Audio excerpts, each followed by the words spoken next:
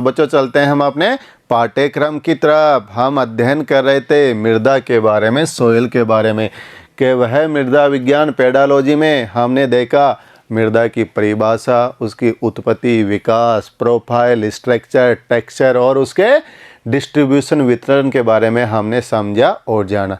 प्यारे बच्चों, जहाँ हमारी मिट्टी और मृदा है वो प्राकृतिक पर्यावरण के लिए क्या है, खुली हुई है, और मानवीय क्रियाओं के लिए भी क्या है, खुली हुई है। इन दोनों के फलस्वरूप क्या हो रहा है, मिट्टी पे प्रतिकूल प्रभाव पड़ रहा है। मिट्टी पे प्रतिकूल प्रभाव पड़ रहा है तो क्या हो रहा है, मिट्टी का जो पोषण स्तर है, मिट्टी की जो गुणवत्ता है, उसके अंदर क्या हो रही है, कमी आ रही है। मृदा का अवकर्षण हो रहा है। और क्या हो रहा है, और एक स्थान से दूसरे स्थान पे मृदा का क्या हो रहा है, स्थानांतरण हो रहा है, यानी अपरदन हो रहा है।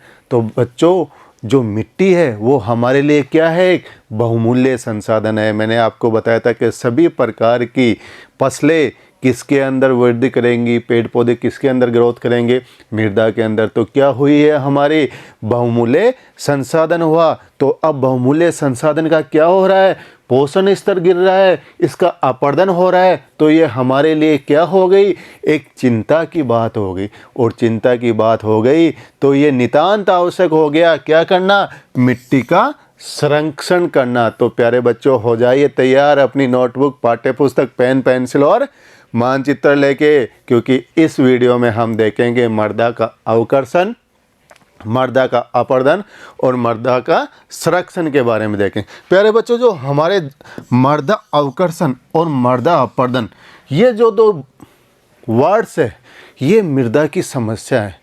यदि आपके एग्जाम के अंदर यदि पूछा जाए कि मृदा की समस्याओं के बारे में सविस्तार से विवेचना कीजिए, तो आप मृदा अवकर्षण या डिग्रेडेशन या निम्नीकरण के बारे में और मृदा अपरदन के बारे में, दोनों फैक्टर्स के बारे में समझाओगे। अगर यदि आपसे पूछा जाता है कि मृदा अपरदन के बारे में बताओ, तो सिर्फ आप मृदा अपरदन के बारे में चर्चा करोगे। तो ध्यान रखने योग्य बात क्या है, यदि मृदा की समस्या पूछोगे तो क्या करोगे, अवकर्षण और अपरदन के बारे में सविस्तार से विवेचना करोगे, और यदि मृदा अपरदन के बारे में पूछते हैं तो सिर्फ अपरदन के बारे में चर्चा करेंगे। तो चलते हैं पहले मृदा अवकर्षण के बारे में। प्यारे बच्चों, ये आपको एक फोटो दिखाएगी, ये इमेज दिखाएगी। इस इमेज के बारे में क्या दिखाया गया आपको, सोइल डिग्रेडेशन, यानी मृदा का क्या हो रहा है, निम्नीकरण हो रहा है। यानी जो मृदा की ऊपरी परत है उससे क्या हो रहे हैं, उसके जो न्यूट्रिएंट्स है, पोषक तत्व है, उनमें कमी आ रही है। तो मृदा क्या हो रही है, अनूवर हो रही है, अनुपजाऊ हो रही है। देखो, पुअर सॉइल मैनेजमेंट क्या हो रहा है, यानी ये जो मृदा है इसका क्या हो रहा है, पुअर सॉइल मैनेजमेंट हो रहा है। यानी क्या, मैनेजमेंट ठीक नहीं हो रहा। यदि मैनेजमेंट ठीक नहीं हो रहा तो इसके अंदर जो भी ऑर्गेनिक कंपाउंड है, यानी जो कार्बनिक तत्व है, उनमें क्या आएगी, कमी आएगी। आपने देखे थे कार्बनिक और अकार्बनिक तत्व, उनमें क्या आ जाएगी, कमी आ जाएगी, और वो क्या हो जाएंगे, डिक्रीज्ड हो जाएंगे। यदि वो डिक्रीज्ड हो गए तो हमारा जो सॉइल सिस्टम है जिसमें हम पैदावार कर रहे हैं, उसमें हमारी क्या हो जाएगी, पैदावार क्या हो जाएगी, कम हो जाएगी, क्योंकि उसमें कार्बनिक तत्वों की कमी हो रही है, उससे हमारा पैदावार कम हो रहा है। पैदावार कम हो रहा है तो हमारे सामने अन्न की क्या आ जाएगी, समस्या आ जाएगी। तो इसे क्या कहा गया, हमारे मृदा निम्नीकरण या मृदा अवकर्षण। देखो, मोटे तौर पर मृदा अवकर्षण को मृदा की उर्वरता के ह्रास के रूप में परिभाषित किया गया है। इसमें मृदा का पोषण स्तर गिर जाता है तथा अपरदन और दुरुपयोग के कारण मृदा की गहराई क्या हो जाती है, कम हो जाती है। भारत में मृदा संसाधनों के क्षय का मुख्य कारक क्या है, मृदा अवकर्षण है। मृदा अवकर्षण की दर है वो भू आकृति, यानी किस प्रकार की भू आकृति है, पर्वत है, पठार है, मैदान है। पवनों की गति, यानी पवनें जो चल रही है वो किस वेग से चल रही है, और वर्षा की मात्रा, यानी किस हिसाब से वर्षा की मात्रा का जल है वो भाव कर रहा है। ये एक स्थान से दूसरे स्थान पे भिन्न होती है, इसलिए पोषण स्तर या मृदा निम्नीकरण भी क्या होगा, अलग अलग होगा। ये देखो आप, ये क्या है आपके, एक क्या दे रखा है, डायग्राम दे रखा है। इस डायग्राम में आपको क्या दिखाई दे रखा है, ये पूरा पूरा क्या है, क्षेत्रफल है। इसके अंदर इधर आप देखोगे तो कुछ क्षेत्र में क्या लगी हुई है, वनस्पति लगी हुई है या यहाँ पे घास लगी हुई है, मगर इस क्षेत्र में देखोगे तो आप क्या है, बंजर भूमि है, यानी यहाँ पे कुछ भी नहीं उग रहा। यानी ये जो क्षेत्र है, इस क्षेत्र में क्या हो रहा है, मृदा का अवकर्षण हो रहा है। यानी लगभग 30% इंडिया का भाग, कितना प्रतिशत, 30% इंडिया किसका सामना कर रही है, फेज 3 द लैंड डिग्रेडेशन, किसका, मृदा निम्नीकरण का। यानी भारत की जितनी भूमि है उसका 30% भाग किस समस्या से ग्रसित है, मृदा अवकर्षण या मृदा निम्नीकरण से। 2003-05 से लेके 2011-13 तक 1.87 मिलियन हेक्टेयर एरिया किसके अंदर आ गया, डिग्रेड हो गया, यानी मृदा का निम्नीकरण हो गया। और जो अधिकतर एरिया है, सबसे ज़्यादा भारत के राज्यों की बात करें तो नागालैंड में ये क्षेत्र सबसे ज़्यादा प्रभावित हुआ है। अब देखते हैं अगला, मृदा अपरदन। यानी प्यारे बच्चों, यदि क्या होता है, यदि मृदा का अपरदन हो रहा है और मृदा का क्या हो रहा है, निर्माण हो रहा है, यदि दोनों क्या होते हैं, बराबर हो रहे हैं, यानी जितना अपरदन हो रहा है, यानी बहते जल या पवन के द्वारा जितना अपरदन हो रहा है उतना ही मृदा का क्या हो रहा है, निर्माण हो रहा है, तो दोनों में क्या रहेगा, संतुलन बना रहेगा। मगर ये जरूरी नहीं कि दोनों की प्रक्रिया बराबर चलती रहे। तो कई बार मानवीय गतिविधि अधिक हो जाती है या प्राकृतिक गतिविधि अधिक हो जाती है, तो उनके द्वारा क्या हो जाता है, मृदा का अपरदन ज़्यादा हो जाता है। और मृदा का अपरदन ज़्यादा हो जाता है तो क्या हो जाता है, असंतुलन की स्थिति आ जाती है और मृदा का अपरदन हो जाता है। देखो, मृदा के आवरण का विनाश मृदा अपरदन कहलाता है। यानी ये मृदा का आवरण है, यानी ये भाग तो क्या है, पूरा का पूरा क्या है, एक क्षेत्र है, मृदा का क्षेत्र दिखाया गया है। इसके अंदर ये क्या हो रहे हैं, गहरी गहरी दरारें बन गई, यानी यहाँ पे क्या हो गया, मृदा का अपरदन हो गया। तो यानी ये ऊपरी परत है उसका क्या हो गया, विनाश हो गया। तो ये क्या कहलाएगा, मृदा अपरदन कहलाएगा। यानी मृदा के आवरण का विनाश मृदा अपरदन कहलाता है। मृदा अपरदन के कारक क्या है, दो कारक है, एक प्राकृतिक कारक है, एक मानवीय कारक है। जो प्राकृतिक कारक है वो फिर कितने प्रकार के हैं, दो प्रकार के हैं। पहला पवन द्वारा अपरदन और दूसरा है जल द्वारा अपरदन। जल अपरदन को फिर दो भागों में विभाजित किया गया है।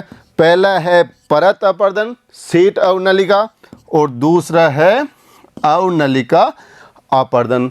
और मानवीय कारकों में आगे हम देखेंगे वनमूलन हो गया, अतिचारण हो गया, रासायनिक उर्वरकों का प्रयोग हो गया, इनके बारे में चर्चा हम आगे करेंगे। तो पहले देखते हैं प्राकृतिक कारक। प्राकृतिक कारक में पहला है पवन अपरदन। यानी पवन क्या होती है, एक स्थान से उड़ा के दूसरे स्थान पे किसको, मिट्टी को जमा कर देती है। जब मिट्टी को एक स्थान से उड़ा के दूसरे स्थान पे जमा करेगी तो इस क्षेत्र की मिट्टी को उड़ाकर क्या ले गई, दूसरी जगह ले गई। अब यहाँ से उड़ा के ले गई तो जो ऊपरी परत थी हमारी, जो उपजाऊ परत थी, वो उसका क्या हो गया, वो परत वहाँ से हट गई और आगे जहाँ पे उपजाऊ परत थी उस परत को उसने क्या कर दिया, ढक दिया। तो क्या हो गया, पवन अपरदन हो गया। यानी इस जहाँ से पवन द्वारा मिट्टी उड़ के जा रही है और जहाँ जमा हो रही है वहाँ दोनों जगह मिट्टी क्या हो गई, अनुपजाऊ हो गई। तो ये क्या हुआ, पवन अपरदन। और ये किन क्षेत्रों में देखा जाता है, शुष्क या भारत के अर्ध शुष्क क्षेत्रों में ये समस्या पाई जाती है।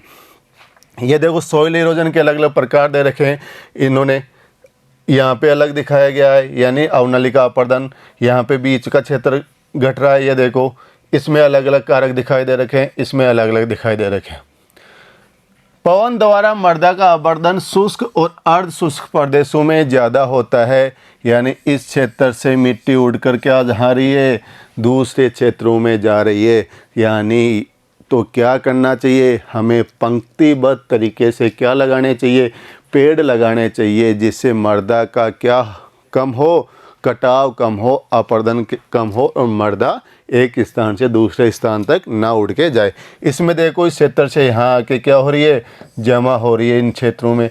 तो ये क्या हो रहा है, पवन अपरदन। दूसरा देखते हैं जल अपरदन। जल अपर्दन कहाँ पे होगा? जहाँ पे क्या होगी? मूसलाधार बारिश होगी, तो वहाँ पे क्या होगा? जल अपर्दन। खड़े ढाल वाले प्रदेशों में, भारी वर्षा वाले प्रदेशों में जल अपर्दन अधिक होता है। या तो क्या हो, पर्वतीय क्षेत्रों में ढाल क्या हो? खड़ा हो, या बारिश क्या हो? ज़्यादा हो, तो उन क्षेत्रों में होगा जल अपर्दन। इसके दो रूप हमने देखे, कौन कौन से? परत अपर्दन और अवनलिका अपर्दन। पहला देखते हैं परत अपर्दन, यानी जिन क्षेत्रों में मूसलाधार वर्षा होगी या लगातार वहाँ पे जिन क्षेत्रों में बारिश हो रही है, यानी इन क्षेत्रों में क्या हो रही है? मूसलाधार वर्षा हो रही है और लगातार बारिश हो रही है। लगातार बारिश होने से जो हमारा क्षेत्र है, धरती का क्षेत्र है, या हमारी जो ऊपरी परत है, वो क्या हो जाती है? जल से संतृप्त हो जाती है। जल से संतृप्त हो गई तो उसके ऊपर जल क्या होने लग जाएगा? जमा होने लग जाएगा। जब ये जल यहाँ से जमा होने लग जाएगा तो यहाँ से ये जल प्रवाह करके दूसरे स्थानों की तरफ चलने लग जाएगा। जब यहाँ से दूसरे स्थानों की तरफ चलेगा तो यहाँ से अपनी ये मिट्टी को, परत को साथ लिए हुए दूसरी जगह जाएगा। जब यहाँ से दूसरी जगह जाएगा तो इसमें जो भी पोषक तत्व होते, उन पोषक तत्वों या सूक्ष्म तत्वों को साथ लेके चला जाएगा। तो ये क्षेत्र का क्या हो जाएगा? अनुपजाऊ या अनुर्वर हो जाएगा, और ये कहलाएगा परत अपर्दन। देखो, मूसलाधार वर्षा के बाद होता है मृदा का हटना। आसानी से दिखाई नहीं देता, किंतु ये क्या होता है? हानिकारक होता है, क्योंकि इसमें मिट्टी के शुष्क में और अधिक उर्वर ऊपरी परत क्या हो जाती है? हट जाती है। ये आप एक डायग्राम देखो, इस डायग्राम में आपको दोनों चीज़ें दिखा रखी है। क्या दिखा रखा है? यानी ये एक क्षेत्र है मिट्टी का, इस मिट्टी के क्षेत्र में यहाँ पे क्या हो रहा है? ये हमारा क्रस्ट एरिया है, लैंड एरिया है, यहाँ से ये शीट अपर्दन हो रहा है। कौन सा? परत अपर्दन हो रहा है। यानी ये मिट्टी का बहाव क्या आ रहा है? नीचे की तरफ आ रहा है। ये देखो, ये मिट्टी कट रही है यहाँ से, इस मिट्टी का कट के नीचे की ओर जाना, ऊपर से बह के नीचे की ओर आना, क्या हो रहा है? परत अपर्दन हो रहा है। यानी यहाँ से ऊपरी परत कहाँ जाएगी? नीचे। नीचे आने बाद में इन क्षेत्रों में यदि जल का वेग क्या है? ज़्यादा है, और ढाल क्या है? अधिक है, तो वहाँ पे अवनलिका अपर्दन होगा। यानी यहाँ पे क्या हो जाएंगे? गहरे खड्डे हो जाएंगे। इन क्षेत्रों में गहरे खड्डे हो जाएंगे, यहाँ गहरे खड्डे हो जाएंगे, और इन क्षेत्रों में क्या बन जाएगी? छोटी छोटी नलिकाएं बन जाएगी, और भूमि क्या हो जाएगी? उबड़ खाबड़ हो जाएगी। तो यहाँ ऊपर कौन सा? परत अपर्दन, और नीचे कौन सा? अवनलिका अपर्दन।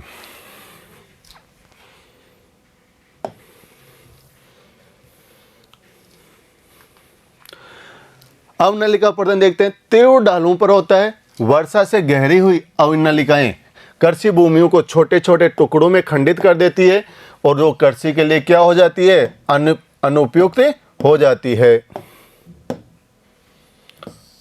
ये देखो, यानी ये जो आपको डायग्राम दिखाई दे रहा है, इसके अंदर ये क्या बन गई? नलियां बन गई। इन नलियों के द्वारा क्या हो रहा है? पानी का बहाव हो रहा है। यानी इस मिट्टी कट के इनमें छोटी छोटी नलियां बन जाना, और भूमि का उबड़ खाबड़ हो जाना, जो कृषि के लिए क्या हो जाएगी?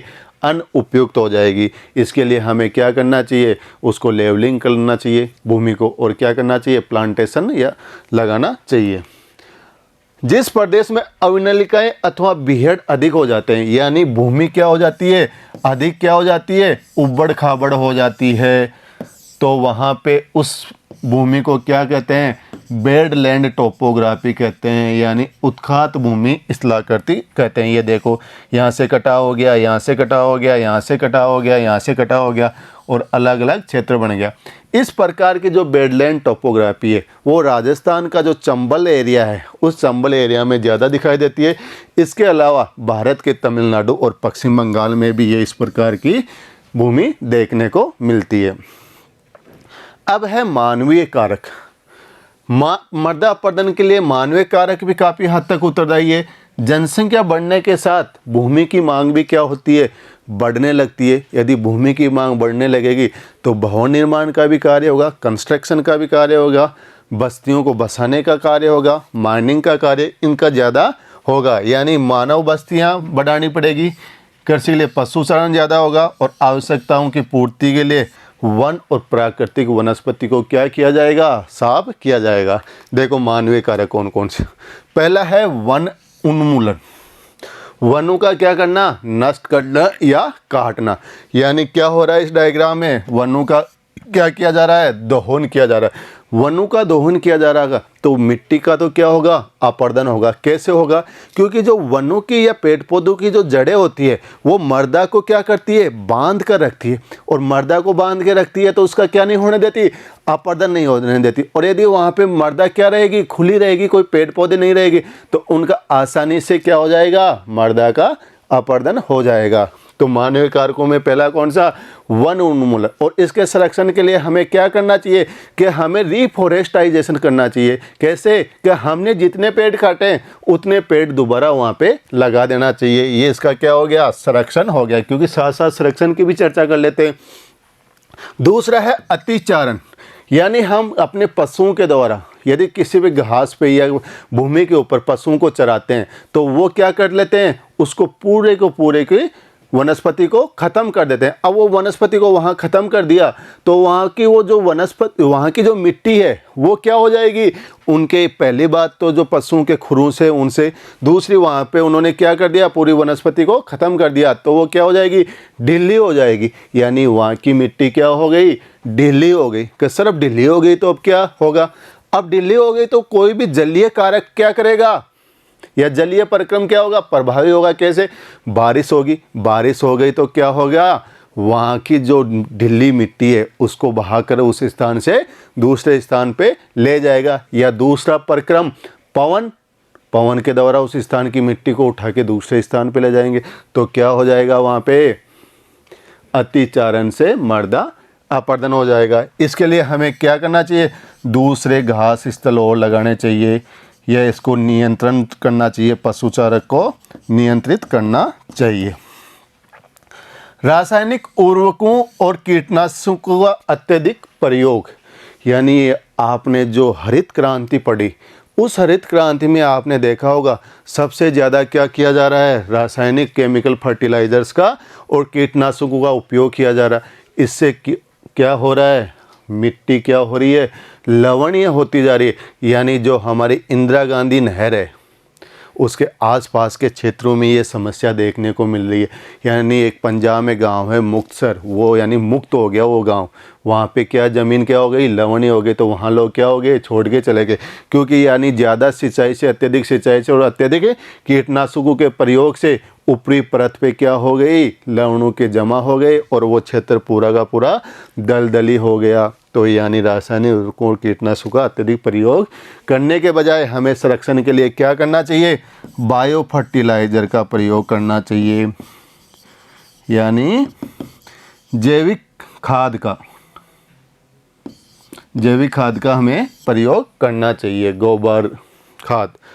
खनन, यानी हम देखते हैं कि मनुष्य है वो पर्वतों पर और विशेषकर पठारों पर बहुमूल्य खनिजों को क्या करता है, ढूंढता है, और उन बहुमूल्य खनिजों का वो क्या करता है, फिर खनन करता है। जब उन बहुमूल्य खनिजों का खनन करेगा तो वहाँ पे क्या होंगे, वहाँ पे खड्डे पड़ जाएंगे, वहाँ पे मिट्टी का कटाव हो जाएगा। अब उन खड्डों को करने के बाद में क्या करता है, उन स्थानों को वैसे के वैसे ही छोड़ के आगे की ओर बढ़ जाता है, चला जाता है।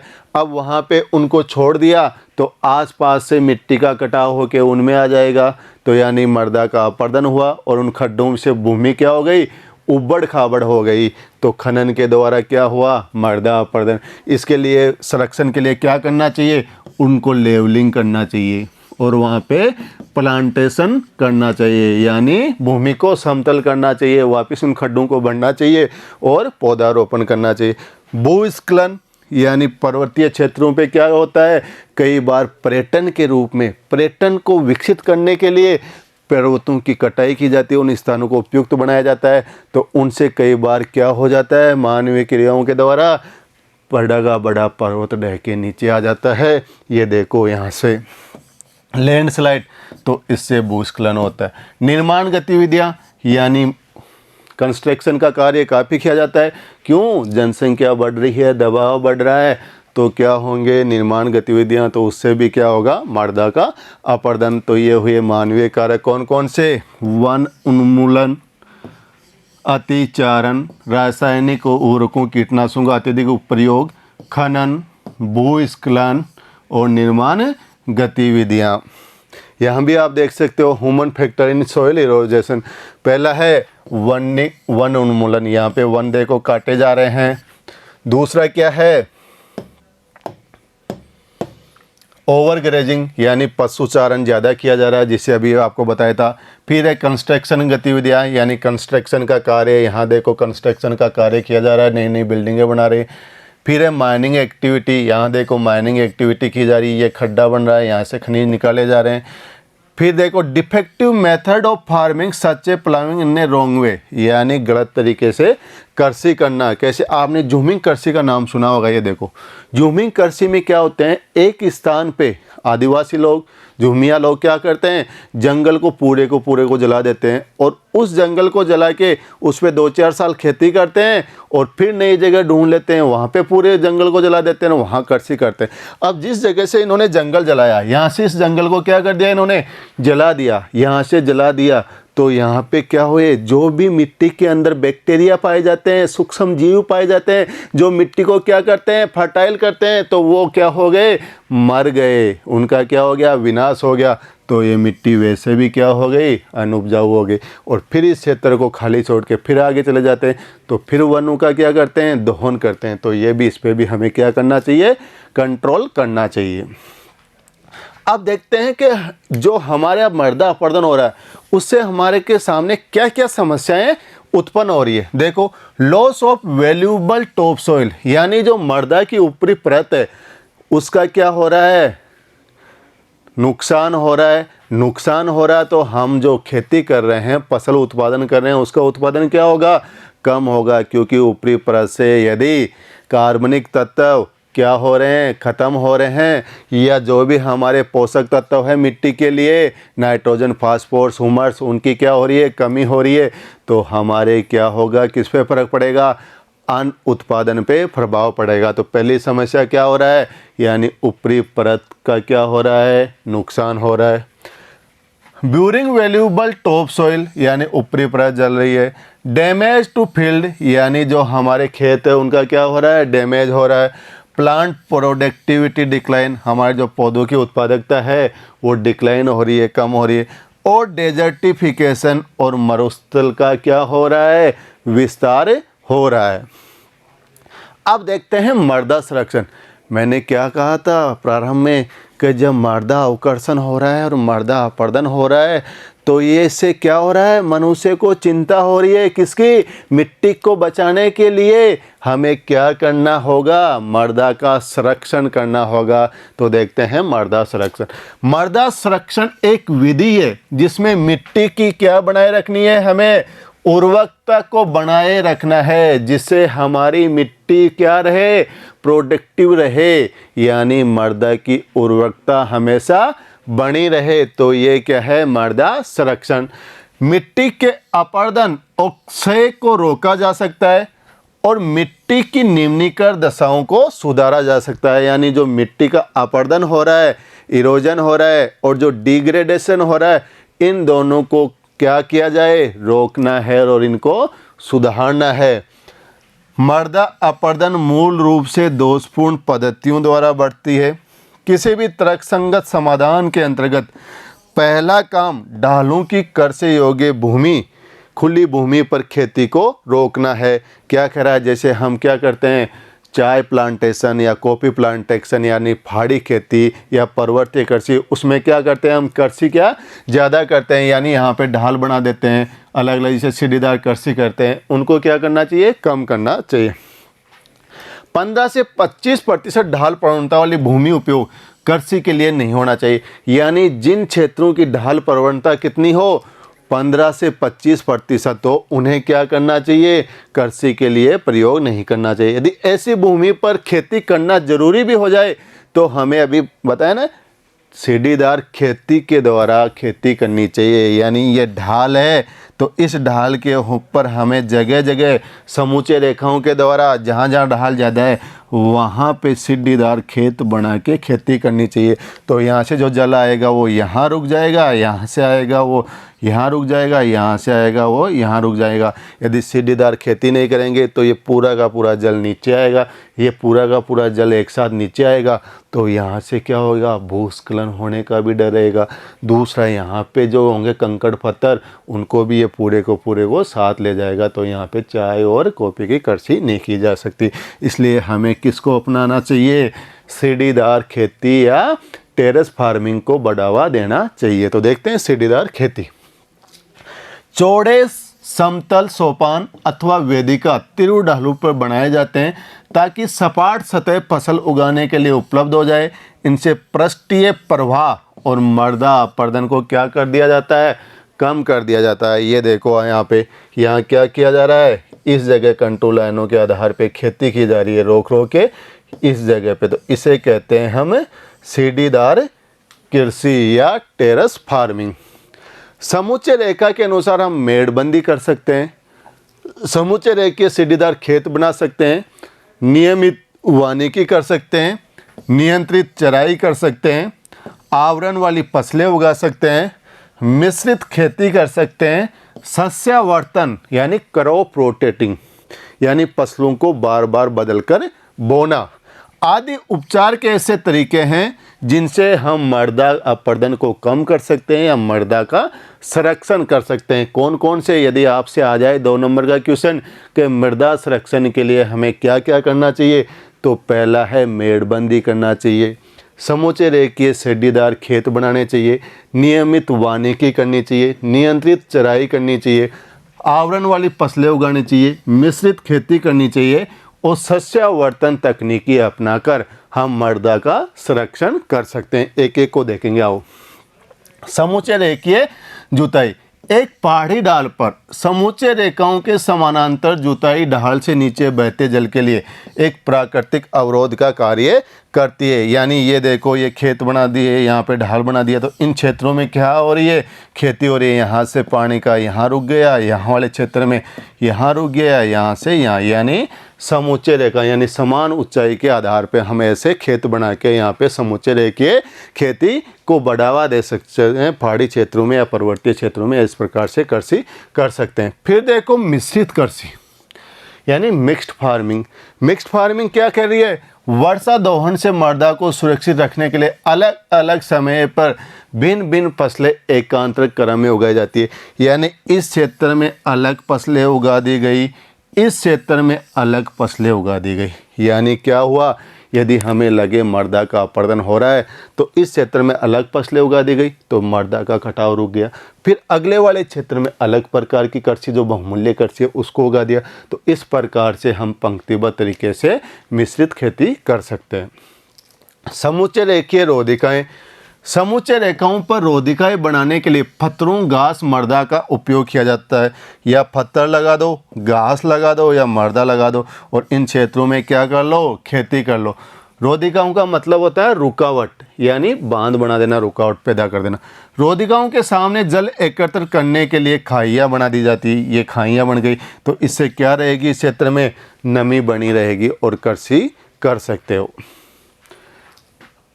अवनालिका अपरदन को रोकने, आपने देखा था अवनालिका अपरदन, यानी ये है तो क्या हो गया, लैंड पे ये नलियाँ बन गई गहरी गहरी, तो इसे क्या कहा था हमने, अवनालिका अपरदन को रोकने तथा उनके बनने पर नियंत्रण के प्रयत्न किया जाने चाहिए। अंगुलियाकार अवनलिकाओं को सीढ़ीदार खेत बनाकर समाप्त करना चाहिए। बड़ी अवनलिकाओं में जल की अपरदनात्मक तीव्रता को कम करने के लिए क्या बनाने चाहिए, बांध बनाने चाहिए, चट्टानी बांध। कौन से बांध, रॉक डैम यानी चट्टानी बांध बनाने चाहिए। देखते हैं चट्टानी बांध, ये जल के प्रभाव को कम करने के लिए बनाए जाते हैं, अवनालिका अपरदन से रक्षा करते हैं और मृदा की क्षति को रोकते हैं। देखो यहाँ पे क्या बना दिया, पत्थरों के द्वारा एक बांध बना दिया गया। ये बांध बनाया तो इधर से जब जल का प्रभाव होगा, मृदा बह के आएगी, तो इस जल के प्रभाव को ये कौन रोक लेगा, ये बांध रोक लेगा और ये मिट्टी का कटाव क्या हो जाएगा, रुक जाएगा। तो अवनलिका अपरदन को रोकने के लिए हमें क्या करना चाहिए, रॉक डैम बनाने चाहिए। शुष्क और अर्ध शुष्क क्षेत्रों में कृषि योग्य भूमि पर बालू के टीले यानी रेत के टीले के प्रसार को वर्षों की एक रक्षक मेखला, कौन सी रक्षक मेखला बनाकर वन्य कृषि करके रोकने के प्रयास करने चाहिए और कृषि के लिए अनुपयुक्त भूमि को चरागाहों में बदल देना चाहिए। यानी ऐसी भूमि जो किसी काम की नहीं आ रही हो तो वहाँ पे हमें क्या विकसित करना चाहिए, ग्रास लैंड या चरागाह विकसित करना चाहिए। और ऐसे शुष्क और अर्ध शुष्क क्षेत्र हमने देखा था, शुष्क और अर्ध शुष्क क्षेत्रों में कौन सा अपर्दन, पवन द्वारा अपर्दन जो हो रहा था, उस पवन के द्वारा अपर्दन में बालू के टीले बन रहे थे। उन बालू के टीलों के प्रसार के लिए हमें क्या बनानी चाहिए, रक्षक मेखला बनानी चाहिए। इन वर्डों को साथ साथ में मैं क्या कर रहा हूँ, आपको बच्चों विस्तृत पूर्वक भी समझा रहा हूँ। आपको ये वर्डों की विस्तृत जानकारी नहीं मिलेगी पाठ्य पुस्तक में, इसलिए आप अपनी नोटबुक में इन शब्दों को, रक्षक मेखला हो गया, चट्टानी बांध हो गया, समुच्चय रेखीय जुताई हो गई, समुच्चय रेखीय रोधिकाई हो गई, सीढ़ीदार खेत हो गए, इनको नोट करते रहिए क्योंकि ये शब्दावली आपके बड़े काम की है। तो साथ साथ इनको भी मैं विस्तृत विवेचना के द्वारा आपको समझाने की कोशिश कर रहा हूँ। तो रक्षक मेखला देख लेते हैं। शेल्टर बेल्ट्स, तटीय प्रदेशों और शुष्क प्रदेशों में पवन की गति क्या होती है, तेज होती है। और वो पवन की गति अपने साथ क्या उड़ा के लाती है, रेत को उड़ा के लाती है। अब इस रेत की गति को, पवन की गति को रोकने के लिए, मर्दा अपर्दन को रोकने के लिए हमें क्या किया, रक्षक मेखलाएं बनाई। तो इसके लिए वृक्ष कतारों में लगाए गए जिससे मर्दा के आवरण को बचाया जा सके। ये देखो आप इधर इन पेड़ पौधों को किस प्रकार से लगा रखा है, एक पंक्तिबद्ध कतार में लगा रखा है। अब इन पंक्तिबद्ध कतार में लगाने से इधर से पवन आ रही है और मिट्टी को उड़ा के ला रही है, तो उस मिट्टी के कटाव को ये वृक्ष क्या कर देंगे, रोक देंगे। तो हमें क्या करना चाहिए, पवन अपर्दन को रोकने के लिए शेल्टर बेल्ट या रक्षक मेखलाएं लगानी चाहिए। अब इनको यानी जो मर्दा अपर्दन है उनको रोकने के लिए, शुष्क क्षेत्रों को में वनस्पति को लगाने के लिए हमारा जो काजरी है जिसकी स्थापना 1959 में हुई थी, central arid zone research institute, जो कहाँ पे है, राजस्थान के जोधपुर जिले में है, कि केंद्रीय शुष्क भूमि अनुसंधान संस्थान काजरी जोधपुर ने पश्चिमी राजस्थान में बालू के टीलों को क्या किया, स्थिर करने का प्रयोग किया गया। यानी उन बालू के टीलों को रोकने का प्रयोग किया गया। यह क्या है आपका काजरी। कई बार ये क्वेश्चन भी पूछा गया है कि काजरी का मुख्यालय कहाँ पे है, कहाँ पे है, जोधपुर में। स्थापना कब हुई, 1959 में। और इसकी जो काजरी है इसकी पूरी फुल फॉर्म क्या है, तो central arid zone research institute. Notebook में नोट कर लो आप अपनी। ये क्या करती है, यानी जो बालू के टीले हैं उनको रोकती है। यानी ये बालू के टीले बनाए हुए हैं, इन बालू के टीलों के ऊपर काजरी क्या करती है, इस प्रकार से क्या लगा रही है, वृक्ष लगा रही है। इन वृक्षों के द्वारा यानी मर्दा का जो अपर्दन हो रहा है पवन के द्वारा, यानी मर्दा उड़ के आ रही है, तो इनके द्वारा इनका क्या हो रहा है, रुकाव हो रहा है, यानी नियंत्रित हो रहा है। यानी बालू के टीले क्या हो रहे हैं, स्थानांतरित होते हैं, उन पे क्या हो रही है, नियंत्रण किया जा रहा है। किसके द्वारा, काजरी के द्वारा। भारत सरकार द्वारा स्थापित केंद्रीय मृदा संरक्षण बोर्ड ने देश के विभिन्न भागों में मृदा संरक्षण के लिए भी कई प्रकार की योजनाएं चला रखी है। ये योजनाएं जलवायु की दशाओं, भूमि स्वरूपन तथा लोगों के सामाजिक व्यवहार पर आधारित है। ये योजनाएं भी एक दूसरे से तालमेल बनाए बिना ही चलाई गई। अतः मृदा संरक्षण का सर्वोत्तम उपाय भूमि उपयोग की समन्वित योजनाएं ही हो सकती है। यानी आपस में इन योजनाओं को बना के लागू करना चाहिए। भूमि का उनकी क्षमता के अनुसार ही वर्गीकरण होना चाहिए। यानी भूमि की उनकी क्षमता के अनुसार, यानी ज़्यादा उत्पादकता वाली भूमि कौन सी है, मध्यम उत्पादकता वाली कौन सी है, कम उत्पादकता वाली कौन सी है। अति न्यून उत्पादकता वाली कौन सी है, उनके आधार पे ही उनका क्या करना चाहिए, वर्गीकरण करना चाहिए। और उस वर्गीकरण के आधार पे इन योजनाओं का क्या करना चाहिए, इम्प्लीमेंट करना चाहिए, लागू करनी चाहिए। भूमि उपयोग के मानचित्र बनाए जाने चाहिए। भूमि का सर्वथा सही उपयोग किया जाना चाहिए। मृदा संरक्षण का निर्णायक दायित्व उन लोगों पर है जो उसका उपयोग करते हैं और उससे लाभ उठाते हैं। यानी देखा जाए तो सबसे ज़्यादा किसके ऊपर दायित्व है, यानी वो लोग जिससे मृदा का सबसे ज़्यादा लाभ उठाते हैं। इसके लिए भारत सरकार ने क्या लागू किया था, एक सोइल कार्ड भी लागू किया गया था, मृदा कार्ड बनाया था, सोइल कार्ड, यानी जिससे मिट्टी की क्या जांची गई थी, गुणवत्ता जांची जा सकती है। और उस मिट्टी की गुणवत्ता के आधार पे जिन तत्वों की मिट्टी के अंदर कमी हो उन तत्वों की आपूर्ति करके वहाँ पे फसल का उत्पादन को बढ़ाया जा सकता है। अतः हमने इस चैप्टर में प्यारे बच्चों क्या क्या देखा, मृदा का अवकर्षण, फिर हमने मृदा अपरदन पे सविस्तार से विवेचना की।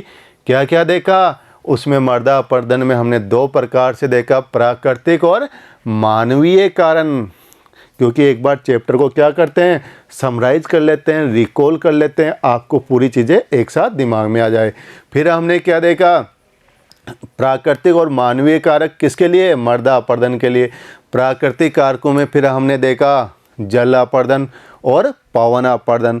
जल अपरदन में हमने देखा शीट अपरदन, परत अपरदन या अवनलिका अपरदन।